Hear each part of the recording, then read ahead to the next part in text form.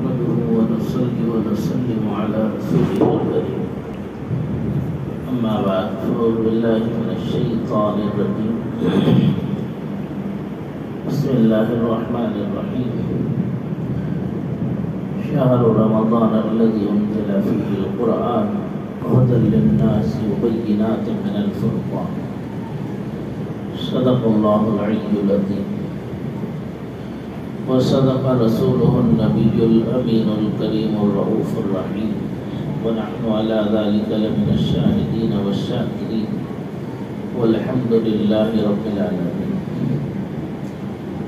درود شریف پڑھے اللہم صلی علی سیدنا و مولانا محمد معدن الجود والکرم وآلہ وصحبہ وبارک وسلم صلاة و سلاما علیک یا رسول اللہ صلاة و سلاما علیک یا حبیب اللہ صلی اللہ تعالی علیہ وسلم. حضرات کرام،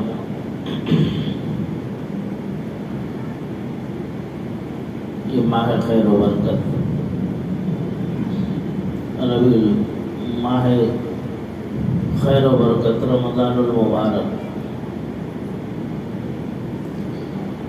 جس کا نصف حصہ قریب ہم سے رخصت ہو رہا ہے، جس میں عشرہ رحمت ہم سے رخصت ہو گیا،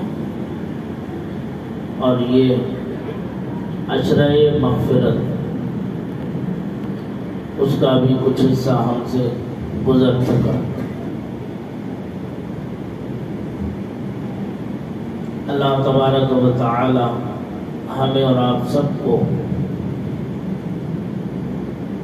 اس کا احترام کرنے اور اعمال صالحہ کرنے کی توفیق رفیق عطا فرمائے.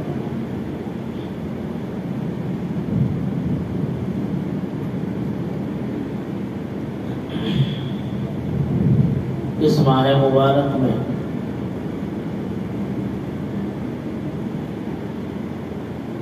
امت مصطفیٰ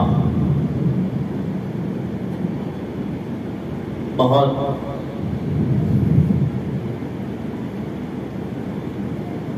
حکیم صاحب تھوڑا سا ہلکے سے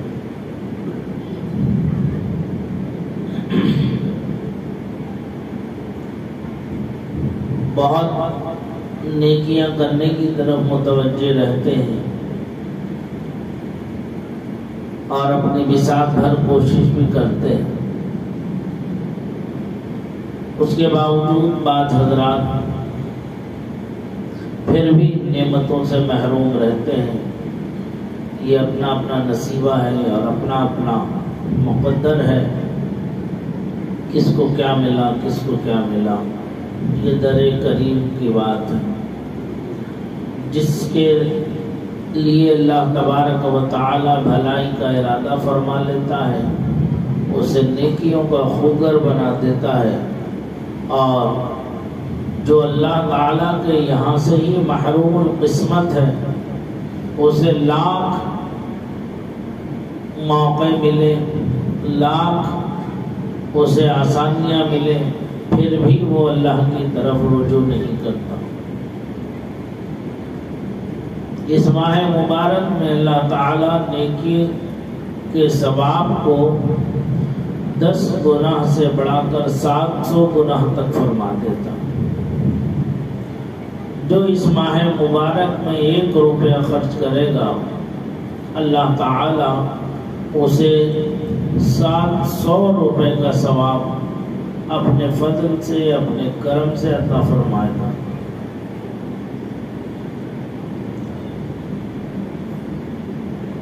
بہت سے حضرات اس ماہ مبارک میں زکوٰۃ ادا فرماتے ہیں،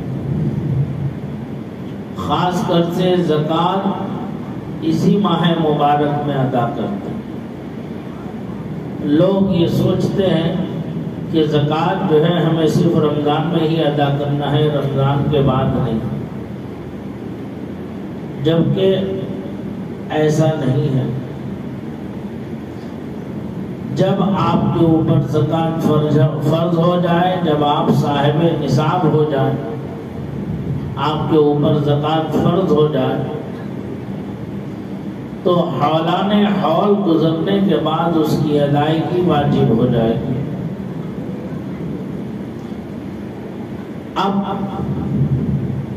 اگر وہ مہینہ رمضان کا ہے تب آپ کے اوپر زکوٰۃ فرض ہوگی، اور غیر رمضان آ جائے تب آپ کے اوپر زکوٰۃ فرض ہوگی، اور رمضان آ جائے سال گزرا ہوا تو آپ کے اوپر حولان حول گزر جائے گا اور زکوٰۃ کی رقم ادا کرنا واجب ہوگی، اور غیر رمضان ہوگا تب بھی واجب ہوگی۔ بہت سے حضرات زکوٰۃ جو ہے وہ حساب لگا کر کے ادا نہیں کرتے۔ یاد رکھیں، جو حضرات حساب لگا کر زکوٰۃ نہیں ادا کرتے ان کی زکوٰۃ ادا نہیں ہوگی۔ سمجھ میں آتا؟ اور اگر غیر مستحق کو بھی اگر آپ نے زکوٰۃ دے دی تب بھی زکوٰۃ ادا نہیں ہوگی۔ زکوٰۃ کے مستحق کو ہی ادا کرنا چاہیے۔ زکوٰۃ یہ اللہ تعالی کا فرمان ہے کہ اسے ادا کرو، اور یہ امت مصطفیٰ پر فرض قرار دیجیے۔ مال و دولت میں زکوٰۃ ہے، اور کھیتی و کھلیان میں عشر ہے۔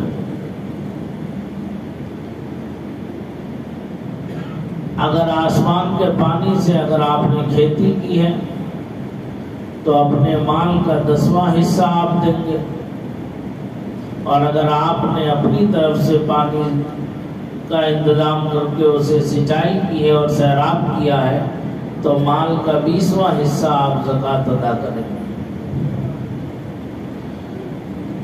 اور اگر آپ 7.5 تولہ سونا یا 52.5 تولہ چاندی کے مالک ہیں تو اس صورت میں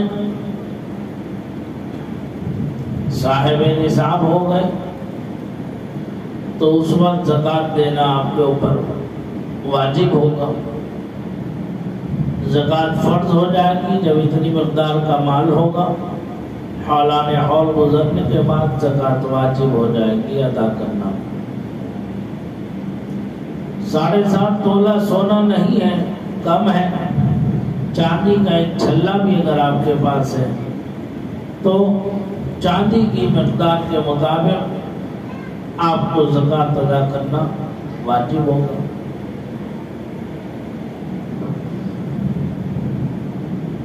اب مال سونا مرد کے لیے تو حرام ہے، مرد پہنے گا نہیں، بیگم کے پاس ہوتا ہے، تو جب بیگم کے پاس مال ہوتا ہے تو اس کی 2 صورتیں ہوتی ہیں۔ ایک وہ صورت کہ اسے مالک بنا دیا جاتا ہے، دوسری وہ صورت جو سسرال سے شوہر کی جانب سے بوقت شادی عورت کو زیور چڑھایا جاتا ہے۔ عرف عام میں الگ الگ اس کا معاملہ ہے، کچھ لوگ اسے مالک بنا دیتے ہیں اس صورت میں، کچھ لوگ اسے عاریتاً دیتے ہیں پہننے کے لیے جو سسرال کا ہوتا ہے۔ جس مال کی وہ مالک ہے اس کی زکوٰۃ کی ادائیگی کی ذمہ داری اس کی ہے۔ یہ الگ بات ہے کہ وہ کماتی نہیں ہے، شوہر سے برضا و رغبت لے کر وہ اپنی زکوٰۃ ادا کر دے۔ دوسری صورت وہ مال ہے جو شوہر کے ذمے ہے، جو بوقت نکاح اسے عاریتاً دیا گیا تھا، تو اس کے زکوٰۃ کی ادائیگی شوہر کے ذمے ہے۔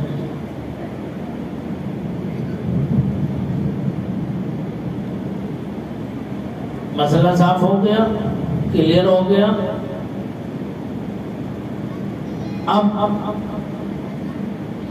زکوٰۃ جو ہے وہ اللہ تعالی نے 2.5% مقرر کیا، لیکن جو زکوٰۃ کا نظام ہمارے یہاں رائج ہے، اس نظام کے تحت منشأ خداوندی کیا ہے؟ منشأ خداوندی یہ ہے کہ میں نے جو تمہیں دولت دی ہے، ثروت دی ہے، جہاں تم اس کا فائدہ اٹھا رہے ہو،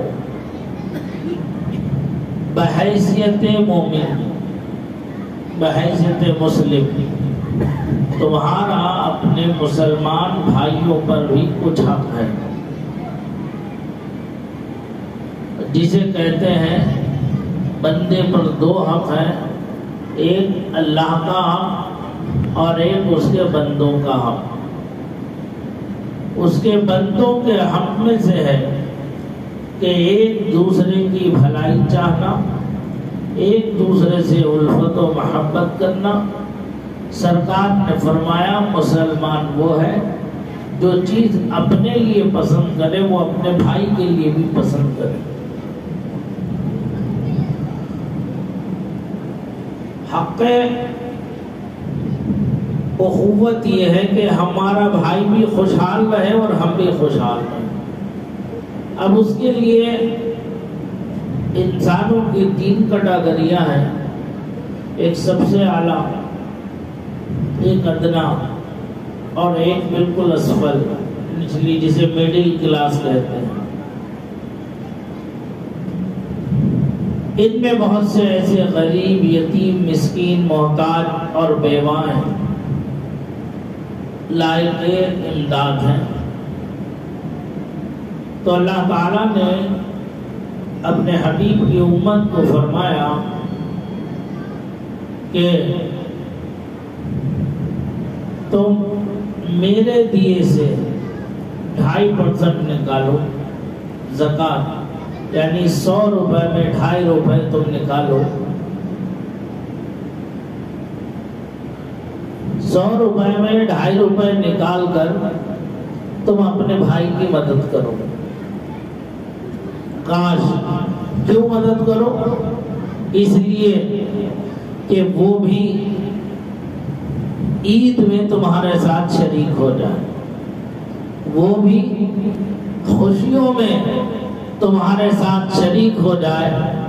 جب تم عید کی نماز کے لیے جاؤ، عیدگاہ جاؤ، تو جہاں تم پاک صاف کپڑے پہن کے کھڑے ہو نئے، وہ بھی غریب میرا بندہ ہے، یہ میری مشیت ہے کہ میں نے اسے دولت نہیں دی۔ کیوں؟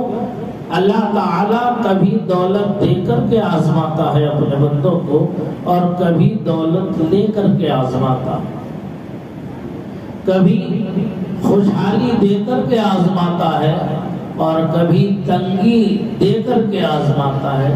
یہ اس کی مشیت ہے، یہ اس کی حکمت ہے، وہ جانے۔ اس میں چوں اور چرا کرنے کی ہمیں کوئی اجازت نہیں ہے۔ ہم کون ہیں؟ ہماری حقیقت کیا ہے؟ ہماری حیثیت اور اوقات کیا ہے کہ ہم اس احکم الحاکمین سے یہ کہیں کہ تو نے اسے دے دیا، مجھے نہیں دیا؟ ہمارا کوئی احسان ہے اس کی ذات پر؟ نہیں۔ اللہ کا احسان ہمارے اوپر یہ ہے کہ اس نے ہمیں انسان بنا کے پیدا کیا، اشرف المخلوقات بنا کر کے پیدا کیا، اور وَلَقَدْ كَرَّمْنَا بنی آدم کا تاج زرین ہمارے سروں پر سجا کر کے ہمیں عزت بخشی۔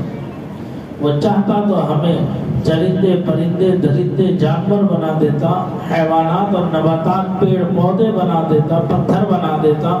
کون اسے روکنے والا تھا؟ کوئی نہیں تھا۔ لیکن اس کا کرم ہے، اس کا فضل ہے کہ اس نے ہمیں اپنی تمام مخلوقات میں افضلیت عطا فرمائی، اشرفیت عطا فرمائی، فضیلت بخشی۔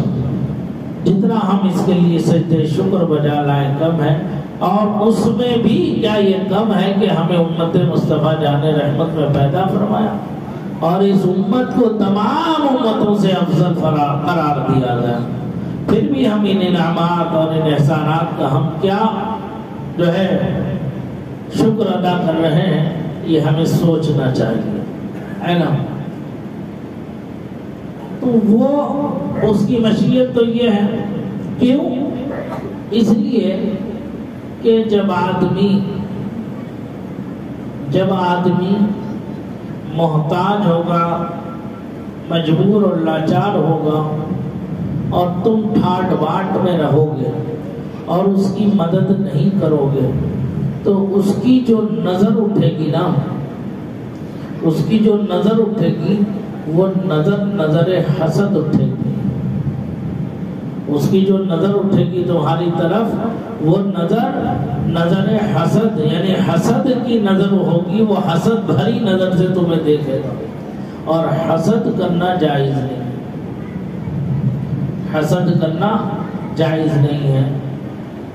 میں نے آج صبح ہی سورہ طٰہٰ شریف کی فضیلت اور اس کی عظمت بیان کرتے ہوئے صبح کہا تھا درس تفسیر میں کہ سورہ طٰہٰ میں شروع میں اللہ تعالیٰ نے اپنے حبیب کو تسلی و تشفی بخشی کہ اے میرے حبیب آپ کبیدہ خاطر نہ ہو، رنجیدہ نہ ہو، اپنے آپ کو مشقت میں نہ ڈالیں، اپنے آپ کو تکلیف میں نہ ڈالیں۔ سرکار جو ہے رات بھر عبادت میں گزارتے تھے، اور جس کی وجہ سے آپ کے پائے مبارک پر ورم آ جایا کرتا تھا، تو رب نے آپ کو اپنے آپ کو مشقت میں ڈالنے سے منع فرمایا، ایک تفسیر۔ دوسری تفسیر یہ فرمائی مفسرین اکرام نے، جو کفار و مشرکین سرکار کو ستاتے رہے، پریشان کرتے رہے، بے چین کرتے رہے، تکلیفیں دیتے رہے، سرکار نے وہ سب برداشت کی، وہ ساری چیزیں کمال درجے کی برداشت کی۔ سرکار رنجیدہ ہوتے تھے کہ اتنی دعوت کے بعد، اتنی تبلیغ کے بعد، اتنی محنتوں کے بعد لوگ جو ہیں میری دعوت کو قبول نہیں کر رہے، میری دعوت کی طرف متوجہ نہیں ہو رہے، اور ایمان لا کر کے اپنی آخرت کو سنوار نہیں رہے ہیں، بجائے سنوارنے کے یہ اور جہنم کے گڑھے کی طرف بڑھتے چلے جا رہے ہیں۔ سرکار اس سے رنجیدہ تھے، ان کے ایمان نہ لانے سے سرکار کو تکلیف تھی، تو اللہ تعالیٰ نے اس صورت میں اپنے حبیب کو دلاسا دیا ہے، اپنے حبیب کو سہارا دیا ہے، اپنے حبیب کی دلجوئی فرمائی ہے کہ اے میرے پیارے حبیب آپ کیوں ان کے پیچھے پڑے ہوئے، آپ ان کے ایمان نہ لانے سے رنجیدہ نہ ہو، کیوں؟ اس لیے کہ ہدایت دینا تو ہمارا کام ہے، پیغام کا پہنچانا آپ کا کام ہے، پیغام پہنچانا ہم نے آپ کی ذمہ داری میں دیا ہے، ہدایت تو ہم نے اپنے پاس رکھی ہے، ہم جسے چاہتے ہیں ہدایت دیتے ہیں، جسے چاہتے ہیں گمراہیت کے دلدل میں پھینک دیتے ہیں۔ اے میرے پیارے حبیب آپ رنجیدہ نہ ہو، میں علیم و خبیر و سمیع و بصیر ہوں، میں جانتا ہوں ان کے خمیر کے اندر ہی ہدایت نہیں ہے، یہ ازلی ابدی بدبخت ہے، آپ انہیں لاکھ پیغام ہم پہنچانے کی کوشش کریں، یہ سننے سمجھنے والے نہیں ہیں، کیوں؟ کیونکہ ہم نے ختم اللہ علی قلوبہم وعلی سمعہم وعلی ابصارہم غشاوہ کا ڈھکن ڈھک دیا، ہم نے ان کی آنکھوں پر، ان کے کانوں پر، ان کے دل پر چپن ڈھک دیا، ڈھکن ڈھک دیا ہے۔ یہ ہدایت کو قبول کرنے والے ہیں۔ ہدایت کے یہی تین ذریعے ہیں، یا تو آدمی آنکھ سے دیکھ کر ہدایت پاتا ہے، یا کان سے کوئی اچھی بات سن کر کے ہدایت پاتا ہے، یا دل سے احساس گناہ کر کے وہ ہدایت پا جاتا ہے۔ جب تینوں دروازے بند ہیں، تینوں راستے بند ہیں، تو ہدایت کہاں سے ملے گی؟ ہے نہیں، تو اپنے حبیب کو تسلی و تشفی دی اس میں۔ اس سورت کے آخری رکوع کے اندر اللہ تبارک و تعالی نے اپنے حبیب صلی اللہ علیہ وسلم کے صدقے اور طفیل میں اپنے پیارے حبیب کی پیاری پیاری امت کو تسلی دی۔ پڑھ کے دیکھو، واقعی قرآن اللہ کا کلام ایسا پیارا فرمان ہے کہ جتنا پڑھو گے تم اپنے رب سے اتنا ہی پیار کرنے لگو گے۔ کیا انداز ہے پروردگار کا، کیا پیار ہے قرآن کریم۔ ارے کبھی اللہ سے پیار کر کے دیکھو تو تم پیار کرو۔ پیار کرنا یہ جو عرف عام میں ہے کہ بیگم سے ہی پیار کرنا ہے، کسی لڑکی سے محبت ہو گئی تو اسے پیار کہتے ہیں، یہ نہیں ہے حقیقت میں۔ حقیقی پیار تو اللہ تعالی سے ہے کہ وہ میرا خالق ہے، میرا مالک ہے، میرا رازق ہے۔ جس طرح سے بچہ ماں باپ سے تڑپ جاتا ہے اپنی ضرورت و حاجت کو کرنے کے لیے، مانگنے کے لیے، پورا کرنے کے لیے، تم بھی اپنے خالق و مالک سے ذرا تڑپ کے مانگ کے تو دیکھو۔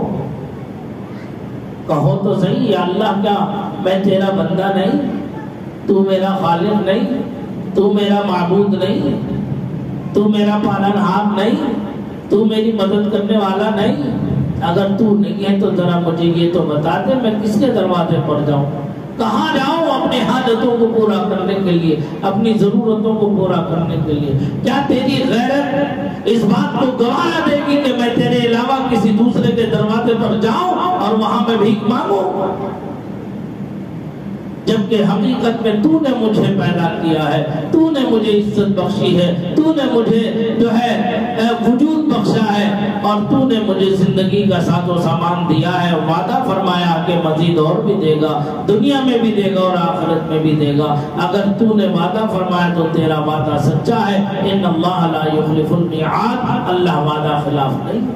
لا تبدیل لکلمات اللہ، اللہ کے کلمات تبدیل نہیں ہوتے۔ اے میرے خالق حقیقی، اے میرے مالک و مولا، میں تیرے دربار سے ہٹوں تو پھر کہاں جاؤں؟ ذرا پیار سے، الفت سے، محبت سے، خوف بھی ہو، چلو خوف ایک طرف رکھ دو، لیکن اس سے پیار تو کر کے دیکھو، اس سے الفت تو کر کے دیکھو۔ اگر کوئی کام ڈر کے کیا تو کیا کمال کیا، کوئی کام اگر ڈر کے کر لیا تو کیا کمال کر دیا۔ کمال تو اس وقت ہے جو بغیر ڈرے اپنے دل سے، اپنی محبت سے کر کے دکھا دو۔ کیا ہم اپنے رب سے پیار نہیں کرتے ہیں؟ کرتے ہیں، سب کرتے ہیں، لیکن احساس نہیں ہے ہمیں۔ اگر ہم اس سے پیار نہیں کرتے تو مسجد کیوں آتے ہیں؟ ہم اسے پسند نہیں کرتے تو ہم مسجد کیوں آتے ہیں؟ کیوں؟ ہے نہیں بات؟ تو پیار کرو اپنے رب سے، محبت کرو اپنے رب سے۔ جب اللہ سے تم محبت کرو گے اللہ تم سے محبت فرمائے گا، اور اللہ کیسی محبت فرمائے گا؟ ایسی محبت فرماتا ہے کہ اللہ تعالیٰ ملائے اعلیٰ میں ارشاد فرماتا ہے، میرے فرشتوں سنو، میرا بندہ مجھ سے محبت کرتا، میں اپنے بندے سے محبت کرتا ہوں، تم بھی اس سے محبت کرو۔ تو وہ ملائے اعلیٰ کے فرشتے آسمان دنیا کے فرشتوں میں اعلان کرتے ہیں کہ اے فرشتوں سنو کہ تمہارا خالق و مالک اپنے بندوں میں فلاں بندے سے محبت کرتا ہے، ہم بھی اس سے محبت کرتے ہیں، لہذا تم بھی اس سے محبت کرو۔ وہ آسمان کے فرشتے زمین کے فرشتوں میں اعلان کرتے ہیں، سنو اللہ تعالیٰ اپنے فلاں بندے سے محبت کرتا ہے، ملائے اعلیٰ کے فرشتے محبت کرتے ہیں، آسمان دنیا کے فرشتے محبت کرتے ہیں، اے دنیا زمین کے فرشتوں تم بھی اس بندے سے محبت کرو۔ تو وہ فرشتے بھی اپنی محبتوں کا اظہار کرتے ہیں۔ پھر اس کے بعد وہ فرشتے اعلان کرتے ہیں عوام کے درمیان کہ اے لوگوں سنو، یہ آواز غیبی ہوتی ہے کہ اے لوگوں سنو کہ اللہ تعالیٰ اپنے فلاں بندے سے محبت کرتا ہے، ملائے اعلیٰ کے فرشتے محبت کرتے ہیں، آسمان دنیا کے فرشتے محبت کرتے ہیں، زمین کے فرشتے اس سے محبت کرتے ہیں کہ اے لوگوں تم بھی اس سے محبت کرو۔ جب یہ اعلان ہوتا ہے تو جو بندوں کے دلوں میں کسی بزرگ سے، کسی عالم سے، کسی اللہ کے نیک بندے سے جو محبت ہوتی ہے نا، تو یہ اس اعلان کا اثر ہے جو دلوں کے اوپر گزرتا ہے۔ اگرچہ ہم وہ اعلان اپنے کانوں سے نہ سنیں لیکن ہمارے دل اس اعلان کو سنتے ہیں، اور دل سن کر اس بندے مومن سے، اس بندے خدا سے عشق کی حد تک پیار کرنے لگتے ہیں، محبت کرنے لگتے ہیں۔ یہ ہے اللہ سے پیار کرنے کا، اللہ سے محبت کرنے کا صلہ، جو دنیا میں ہمیں ملتا ہے اور آخرت میں تو اس سے اعلیٰ ملے گا۔ اللہ کی تمام مخلوق جو ہے اس بندے سے محبت کرنے لگتی ہے۔ آپ نے دیکھا سرکار تاج الشریعہ، سرکار مفتی اعظم کے جنازے کا عالم، اس زمانے میں استاد گرامی فرماتے تھے 27 لاکھ کا مجمع تھا جو مفتی اعظم کے جنازے میں شریک ہوا تھا۔ پیڑوں پر نمازی تھے، چھتوں پر نمازی تھے، گلیوں میں نمازی تھے۔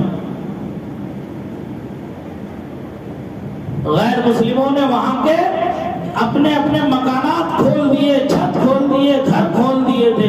ایسی محبت مفتی اعظم سے، جہاں مومن مسلمان کرتے تھے وہی برادران وطن بھی جو ہے ان سے محبت فرمایا کرتے تھے۔ یہ آج کا ماحول بدلتا جا رہا ہے، یہ اپنی روایتوں کو بھولتے جا رہے ہیں، اپنے باپ دادا کی الفتوں محبتوں کو، ایک دوسرے سے رواداری کو یہ بھولتے جا رہے ہیں نشے کی حالت میں حکومت کو۔ ورنہ ہمارے اسلاف کے یہ سب کے سب گرویدہ تھے، کیوں؟ اس لیے کہ وہ اللہ والے تھے۔ آج ہمارے یہاں بدعمالیوں کا یہ سزا ہے ہمیں جو مل رہی ہے آج۔ کاش کہ ہم اس سے پلٹ جائیں اور اصلاح کر لیں تو بہتر ہے۔ ہمیں سرکار تاج الشریعہ کے جنازے میں لاکھوں کی تعداد میں مجمع تھا، کیوں؟ کیونکہ وہ اللہ کے محبوب و مقبول بندے تھے۔ اور بھی بزرگوں کے جنازوں میں کیسے کیسے لاکھوں کی تعداد میں عوام الناس شریک رہے۔ میرے استاد گرامی کے جنازے میں خود 80 سال کے بوڑھے کہنے لگے، جب سے رامپور کا قلعہ بنا تھا اس وقت سے نواب بھی مر گیا، اس زمانے کے اور بھی بہت سے اکابر دنیا سے تشریف لے گئے، لیکن کبھی قلعہ نہیں بھر سکا۔ لیکن میرے استاد گرامی کے جنازے میں قلعہ بھر کے لوگ سڑکوں پر باہر آ گئے تھے، محلوں تک۔ یہ عالم تھا جنازے کا۔ یہ وہ اللہ کے مقبول و محبوب بندے ہیں جنہوں نے محنت، مشقت اور اپنی جذبہ ایمانی سے اپنے رب کو راضی کرنے کی کوشش کی۔ اللہ ان سے راضی ہو گیا اور وہ اللہ سے راضی ہو گئے۔ اللہ نے اس کا صلہ دنیا میں لوگوں کے دلوں میں محبت ڈال کر کے دے دیا، اور آخرت میں تو ان کے لیے بہت بڑا انعام و اکرام ہے۔ یہ ہے اللہ سے محبت کرنا۔ اللہ تعالیٰ نے جو زکوٰۃ کا مسئلہ رکھا وہ یہ کہ تم اپنے بھائیوں کی مدد کرو تاکہ ان کی حسد کی نظر تمہارے اوپر نہ اٹھے۔ آج جو ہم نے سسٹم بنایا ہے، بجائے ہم اس قوم کو ترقی کے ساتھ لے جانے کے، ہم اسے تنزلی کی طرف لے کے جا رہے ہیں۔ کل بہت کم لوگ تھے مانگنے والے، آج لاکھوں کی تعداد میں سڑکوں پر مسلمان رمضان المبارک میں نظر آتے ہیں۔ جواں سال بچیاں، ہماری مائیں، بہنیں، بوڑھی عورتیں، بوڑھے مرد، ایسا لگتا ہے کہ سب کے سب غریب، یتیم، مسکین، محتاج، لاچار، مجبور، سب کے سب روڈوں پر آ گئے ہیں۔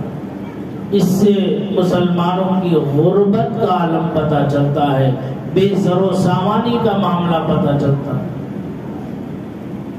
لیکن جو نظام ہے ہمارا وہ بہت غلط ہے۔ ہم نے جو نظام بنایا وہ بہت غلط بنا دیا۔ ہم نے بجائے، آپ نے دیکھا کسی دوسری قوم کو مانگتے ہوئے، صرف مسلمان کیوں؟ اس پر توجہ کرنا چاہیے۔ اگر کسی کے پاس چند رقم آ گئی زکوٰۃ کی، چند پیسے آ گئے، تو وہ پھولے نہیں جماتا اور وہ چاہتا ہے کہ میرے دروازے پر ایک لمبی قطار جمع ہو جائے اور میں اسے بانٹوں، لوگ مجھے ساہوکار کہیں، سیٹھ کہیں۔ بھلے سے میں 50 روپے ہی بانٹوں یا 100 روپے ہی بانٹوں یا 200 روپے کا کمبل ہی بانٹوں یا 2 کلو راشن ہی بانٹوں، کاش کہ یہ ذہن ہمارا ختم ہوتا اور ہم متحد ہو کر اپنے آس پاس پر نظر ڈال لیتے، اور نظر ڈالنے کے بعد ہم اسے دیکھتے۔ کوئی ایسا نہیں ہے آج کے زمانے میں جو ایک دوسرے کا حال جسے نہ معلوم، ہوٹلوں پر بیٹھ کر چائے کے کش لیتے ہوئے ایک دوسرے کے گھر کی عزت و عظمت کو جب ہم تار کر سکتے ہیں تو کیا ہمیں اس کے گھر کا حال ہم سے پوشیدہ ہے؟ آج کے زمانے میں نہیں ہے۔ تو ہمیں معلوم ہے کہ اس گھر میں کون بیمار ہے، کون مجبور ہے، کون لاچار ہے، کون ضرورت مند ہے۔ تو کیا ہم یہ تماشا لگانے کے بجائے، یہ دکھاوا کرنے کی بجائے خاموشی کے ساتھ ہم ان کی جا کر ان کے گھر پر مدد کر دیں؟ ایسا نہیں ہو سکتا؟ اتنی مدد کر دیں کہ وہ اپنے پیروں پر کھڑے ہو جائیں؟ ایسا نہیں ہو سکتا؟ کتنا پیارا نظام ہوگا۔ کاش کہ میں سوچتا ہوں اگر میری قوم میرا ساتھ دے تو ہم ایک نظام ایسا رائج کر دیں کہ انشاءاللہ آنے والا زمانہ بھی دیکھے گا اس نظام۔ میری دلی تمنا اور خواہش ہے کہ میری قوم کا کوئی نوجوان بیکار نہ رہے۔ ہم انہیں کام سکھائیں، ان کو نوجوانوں کو ساتھ میں لیں، جو بیکار گھوم رہے ہیں ان کو ساتھ میں لے کر ان کو کام دیں، چاہے وہ کارپینٹری کا کام ہو، الیکٹریشین کا کام ہو، موٹر میکینک کا کام ہو، آٹو میکینک کا کام ہو، یا کوئی اور کام ہو، سلائی کڑھائی بنائی، کوئی بھی کام ہو، ہم ان کو وہ کام سکھائیں۔ جب یہ کام سیکھ لیں تو ہم جو ہے ایک کمیونٹی بن کر کے ہم ان کی مالی مدد کریں کہ یہ اپنے پیروں پر کھڑے ہو سکیں۔ اگرچہ ہمارے پاس اپنا کوئی ایسا اثاثہ نہ ہو تو ہم زکوٰۃ کی فنڈ میں ہی جو مستحق ہیں ان کو اس منزل میں لا کر کے کھڑا کر دیں، ہم یک مشت رقم انہیں دے دیں کہ یہ تمہارے لیے ہے کہ آج کے بعد ہم تمہیں بھیک مانگتا نہ دیکھیں، تم اپنا کاروبار شروع کرو، اپنے پیروں پر کھڑے ہو۔ تو وہ 100 روپے لینے کے لیے اس کے گھر کے 10 افراد روڈ پر نہیں آئیں گے بھیک مانگنے کے لیے، اس کی ماں، اس کی بہن، اس کی بیٹی، اس کی بیوی اپنے گھر میں پردے میں عزت کے ساتھ رہے گی، اور یہ محنت مزدوری مشقت کر کے 2 وقت کی چٹنی روٹی ہی اپنی ماں بہن بیٹی کو کھلا دے گا عزت کے ساتھ، عزت نفس ہر ایک کے ساتھ۔ ہم ایسے ہی جو بے پڑھے لکھے ہیں اپنی قوم کے، کیا ہم انہیں علم نہیں سکھا سکتے، علم نہیں پڑھا سکتے؟ ہاں، ہم انہیں پڑھائیں، سکھائیں اور پھر انہیں اپنے کاروبار پہ لگائیں۔ ہم ایک دوسرے جو یتیم مسکین محتاج بیوائیں ہیں ان کو ہم چندہ دینے کی بجائے انہیں بھی ہم ہنر سکھا دیں تاکہ یہ ہنر سیکھ کر اپنے گھر کے اندر بیٹھی رہیں۔ جو ہمارے نوجوان ہنر سیکھ کر کاروبار کر رہے ہیں ہم ان سے کام لے کر کے ان تک گھر تک پہنچا دیا جائے تاکہ وہ ہماری مائیں بہنیں بیٹیاں اپنے گھر میں ہی 2 وقت کی روٹی کا انتظام کر لیں، عزت کے ساتھ، کسی کے آگے بھیک نہ مانگے، کسی کے آگے ہاتھ نہ پھیلائے۔ کیا ہم ایسا نظام قائم نہیں کر سکتے؟ ہم اپنی قوم کو بھکاری بننے سے بچا نہیں سکتے؟ آج ہمارا کاروبار سے ہمارے ہاتھ پیچھے ہو چکے، دشمن تمہیں بے دست و پا کرنا چاہتا ہے کاروبار سے، اور ہم ہیں کہ خواب غفلت کی چادر میں اوڑھے بیٹھے۔ کیا ہم مل کر کے متحد ہو کر کوئی کاروباری نظام ایسا نہیں بنا سکتے؟ یقیناً بنا سکتے ہیں، کر سکتے ہیں۔ کوئی ایسا رہنما چاہیے، کوئی ایسا قائد چاہیے جو سب کو لے کر کے چلنے والا، اور اس کے ساتھ وفاداری کے ساتھ، مکمل وفاداری کے ساتھ ہمیں جڑنا بھی چاہیے تاکہ ہم اس نظام کو بنا۔ پھر آج ہم مسجد کے لیے جو ہے در بدر پھر رہے ہیں چندہ مانگنے کے لیے، کیوں؟ کہ ہماری قوم اتنی گئی گزری ہے کہ ایک مسجد نہیں بنا سکتی، نہیں بنا سکتی ہے، یقیناً بنا سکتی ہے۔ ہمارے پاس نظام نہیں ہے، ہمارے پاس وہ سسٹم نہیں ہے۔ کاش کہ ہم اس سسٹم کو تیار کر لیں اپنا ایک۔ پھر دیکھیے، مسجدوں کی مسجدیں بنا سکتے ہو، مدرسوں کے مدرسے بنا سکتے ہو، اسکول کالجز کسی بغیر کسی سے بھیک مانگے بنا سکتے ہو، اپنے بلبوتے پہ بنا سکتے ہو۔ ہمیں کسی کی امداد کی فنڈ کی ضرورت نہیں ہوگی۔ یہ ہمارا فنڈ اربوں روپے ہمارا جو اس طرح سے برباد ہو رہا ہے، جو کسی کا بھلا نہیں ہوتا، قوم بھکاری بن کے پھر سڑکوں پر آ جاتی ہے۔ مسجد کے دروازے پر دیکھو کتنے لوگ کھڑے ہوئے ملیں گے. ہم کیا کرتے ہیں؟ 5 روپے 10 روپے 2 روپے 5 روپے ہم ڈالتے ہوئے چلے جاتے ہیں. کاش کہ ان میں سے ہی ہم ان کو چن لیں اور ان کو کام پہ لگائیں, انہیں بھیک مانگنے سے روک دیں. ایک مرتبہ ان کے چہرے کی شناخت کر لو, اگر یہ دوبارہ بھیک مانگے تو انہیں بھیک نہ دینا, بلکہ یک مشت رقم انہیں دے کر کے انہیں کسی کام پہ لگا دینا. اس کے باوجود اگر یہ بھیک مانگے تو ان کا بائیکاٹ کر دینا, انہیں کہیں سے کچھ مت دینا. جب تک یہ اپنی حالت نہ بدلے, جب تک اپنے آپ کو نہ بدلے, ان کی مدد مت کرو. جو مستحق ہے اس کی مدد کرو, جو غیر مستحق ہے اس کی کیا مدد ہوگی؟ جو غیر مستحق ہے اگر تم نے اسے زکات دی تو زکات تمہاری ادا نہیں ہوگی. یا ہم مل کر بنا نہیں سکتے؟ ہم مل کر کے کام کر نہیں سکتے؟ یقیناً کر سکتے. سوچ چاہیے, عقل چاہیے, سمجھ چاہیے ہمیں, اور ہم متحد ہو کر کے بہت سے بڑے سے بڑا کام کر سکتے. اتحاد زندگی ہے, اختلاف موت ہے. میں یہ نہیں کہتا بدعقیدوں سے اتحاد کرو, تم سنی اپنے آپس میں متحد تو ہو جاؤ. ایک ادھر کو جاتا, دوسرا اس دروازے سے نکل کے جاتا. کیوں؟ ایک امام کی اقتداء میں رہنے والے, ایک امام کے پیچھے نماز پڑھنے والے مسجد میں نماز پڑھنے آتے. امام سے محبت کر سکتے, اپنے بھائی سے نہیں کرتے محبت, اپنی بہن کے شوہر سے محبت نہیں کر سکتے, اپنی ماں کے بیٹے سے محبت نہیں کر سکتے, اپنے باپ سے محبت نہیں کر سکتے. باپ اس دروازے سے آتا, بیٹا اس دروازے سے آتا, وہ ادھر سے نماز پڑھ کے ادھر کو جاتا, وہ ادھر سے نماز پڑھ کے ادھر کو جاتا. کیا یہ اسلامی تعلیم ہے؟ یہ اسلامی تربیت ہے؟ اللہ کی قسم یہ نہیں ہے. اگر ہم یہ نہیں بدلے تو اس سے زیادہ ذلت اور رسوائی ہمارے نصیبے میں ہوگی.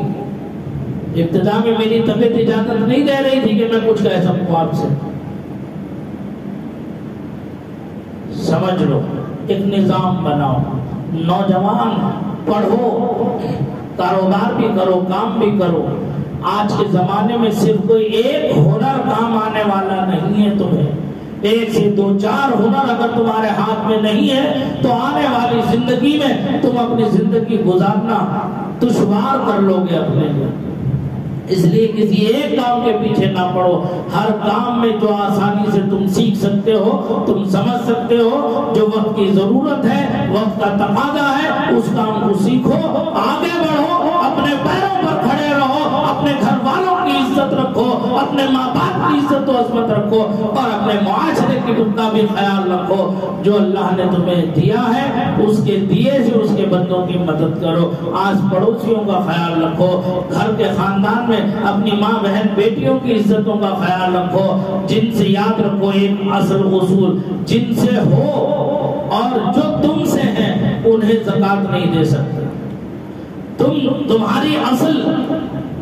تمہاری اصل جو ہے اسے زکات نہیں دے سکتے, اور تمہاری فرا یعنی تمہاری اولاد جو ہے تم اسے زکات نہیں دے سکتے. اس کے علاوہ جو مستحق میں زکات ہے آپ اسے دے سکتے ہیں. بہن کو زکات دے سکتے ہیں, لیکن اسے یہ کہہ کر کے زکات نہ دینا کہ یہ زکات ہے. اس کا معصوم سا وہ جو ہے آئینہ جو ہے, آبینہ دل جو ہے وہ ٹوٹ جائے گا. وہ یہ سمجھے گی کہ میرا بھائی مجھے اتنا ذلیل سمجھتا ہے کہ میں اس کے بچوں کی اجرت اپنے بچوں کے لیے لے لوں.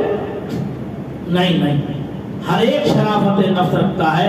اگرچہ وہ زکات کی رقم ہے, تمہارے دل میں زکات کی نیت ہو اور تم اپنے بہن کو جو ہے یہ کہہ کر کے دے سکتے ہو کہ یہ تیرے بچوں کی عیدی ہے, یہ تیرے بچوں کے عید کے کپڑوں کے لیے ہے, یہ تیرے بچوں کے لیے ہے, یہ تیرے لیے ہے کہ تو عید کے خوشی میں ہمارے ساتھ شریک ہو جائے. لیکن تمہاری نیت زکات کی ہے تو وہ زکات ادا ہو جائے گی. سب سے پہلے اپنے گھر میں دیکھو, پھر اپنے پڑوس میں دیکھو, پھر اپنے محلے میں دیکھو, پھر اس کے بعد دوسرے محلے کی طرف نظر ڈالو. ہر آدمی جب اپنے اس چین کو بنا لے گا تو ایک ایک محلہ خود بخود سدھرنے لگے گا. جب ایک محلہ سدھر جائے گا تو دوسرا محلہ بھی اسے دیکھ کر کے سدھرنے کی کوشش کرے گا. یہ ہے زکات کا نظام. اللہ تعالیٰ مجھے آپ سب کو اس پر عمل کرنے کی توفیق رفیق عطا فرمائے. میں نے آپ سے بارہا عرض کیا, پہلے بھی عرض کیا, اور اب کی جگہ لینا ہے. ہماری کمیٹی کے افراد اپنی بساط بھر کوشش انتھک کوششیں کر رہے ہیں. اب یہ اپنا اپنا نصیبہ ہے کہ کس کے نصیب میں کیا ہے. ان کے نصیب میں مسجد کی خدمت ہے. ان کو اپنے نصیب پر فخر کرنا چاہیے کہ اللہ نے اپنے بندوں میں سے انہیں کمیٹی کے لیے چنا ہے اور یہ وفاداری کے ساتھ مکمل جو ہے اعتماد کے ساتھ جو ہے یہ کمیٹی کی خدمت انجام دیتے رہے اور دین کا کام کرتے رہے اس ارادے پر کہ اللہ ہم سے راضی ہو جائے. یہ نہیں کہ مجھے کوئی صدر کہے, کوئی سیکریٹری کہے, کوئی خزانچی کہے, کوئی فلاں کہے. نہیں, اگر یہ نیت و ارادہ رہا تو ساری زندگی کی محنتیں برباد ہو جائیں گے.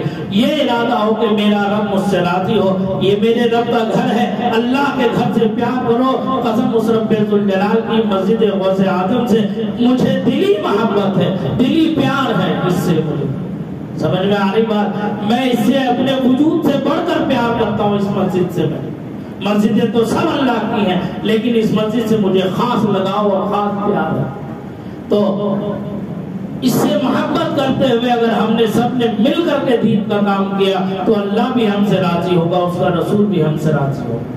سمجھ میں آ رہی بات. اور اہل محلہ اور مصلی ہونے کی حیثیت سے آپ کا سب سے پہلا حق, سب سے پہلا فرض ہے کہ مسجد کی آبادی کریں, مسجد کی خدمت کریں, اس کی تعمیر و توسیع میں بڑھ چڑھ کر کے حصہ لیں. اور حصہ لے کر کوئی فخر نہ کرے کہ میں نے 1 لاکھ دے دیا, 2 لاکھ دے دیا یا 10 لاکھ دے دیا. جو کچھ دیا تم نے اپنی آخرت سنبھالنے کے لیے دیا ہے, کسی کے اوپر کوئی احسان کرنے کے لیے نہیں دیا. سمجھ میں آ رہی بات. تو اس لیے کام کرو تو اللہ کی رضا کے لیے کرو. اللہ راضی ہے. دنیا روٹتی ہے, روٹ جائے, اپنے چھوٹ جائے, اس کی کوئی پرواہ نہیں کرنا, بس اللہ راضی رہے, اتنا کافی ہے. میں نے پہلے بھی عرض کیا, اب بھی عرض کر رہا ہوں, مسجد کی برابر کی جگہ لینا ہے, مسجد کو توسیع کرنا ہے. ارے ہم رہے نہ رہے, میں رہوں نہ رہوں, اس کی کوئی پرواہ نہیں, لیکن مسجد اللہ کا گھر ہے. اس کی دیکھ ریکھ, اس کی حفاظت, اس کی خدمت ہمارے اوپر فرض ہے, فرض. سمجھ میں آ رہی بات. تو اس لیے اس مسجد کو آباد رکھنا, اس مسجد کو قائم رکھنا اور اس کی تعمیر و توسیع و ترقی میں قدم با قدم چل کے اس کی حفاظت کرنا اور اس میں مدد کرنا. سمجھ میں آ رہی بات. نماز آپ میرے لیے نہیں آ رہے پڑھنے کے لیے, اپنے رب کی رضا کے لیے آ رہے, اپنی رب کی رضا کے لیے آئے تو مسجد کو ویسے ہی آباد رکھو جیسے اس کا حق ہے. مسجد سے ویسے ہی پیار کرو جیسے اس سے پیار کرنے کا حق ہے. سمجھ میں آ رہی بات. تو اس لیے میری گزارش ہے کہ آپ حضرات جو ہے اس مسجد کی تعمیر و توسیع و ترقی میں خوب سے خوب حصہ لیں. اہل سنت کی ایک عظیم الشان مسجد, اسے بنا کر ہی دم لینا. اللہ تعالیٰ مجھے آپ سب کو اس پر عمل کی توفیق رفیق عطا فرمائے. استغفر اللہ ربی من کل ذنب و اتوب الیہ, وآخر دعوانا الحمدللہ رب العالمین. السلام علیکم.